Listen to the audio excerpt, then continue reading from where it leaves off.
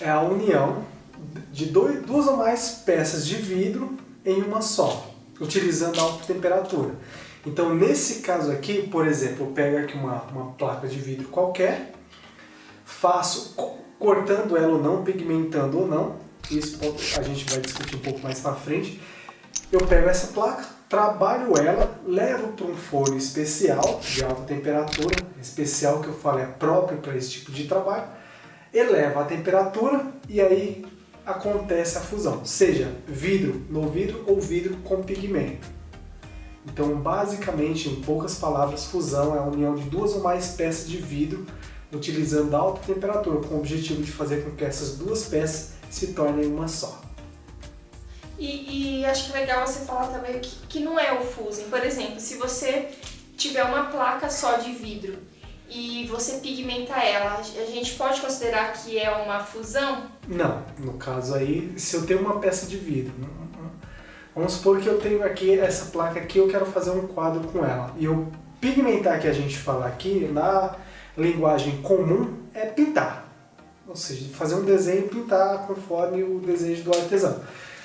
Então, no caso aqui, por exemplo, eu tenho essa placa aqui de vidro. Eu simplesmente coloco a tinta nela, pinto, faço alguma arte, um desenho, independente do que seja, e não elevo a temperatura, e isso não pode ser considerado no universo do fusing como uma fusão, já que a tinta, por mais que você tenha utilizado uma tinta própria, específica para trabalhar com vidro, ou seja, uma tinta fria, isso não pode ser considerado uma fusão, já que você não elevou a temperatura.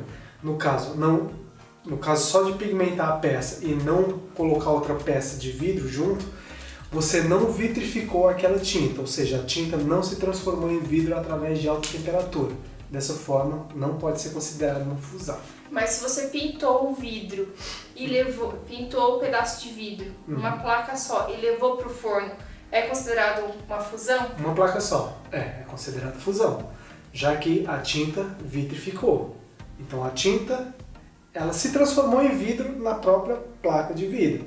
Então eu tenho um vidro, pigmentei com a tinta própria para esse tipo de trabalho, coloquei no forno, elevei a temperatura, a tinta se transformou em vidro, uniu com o próprio vidro que já existia e dessa forma a gente tem uma fusão.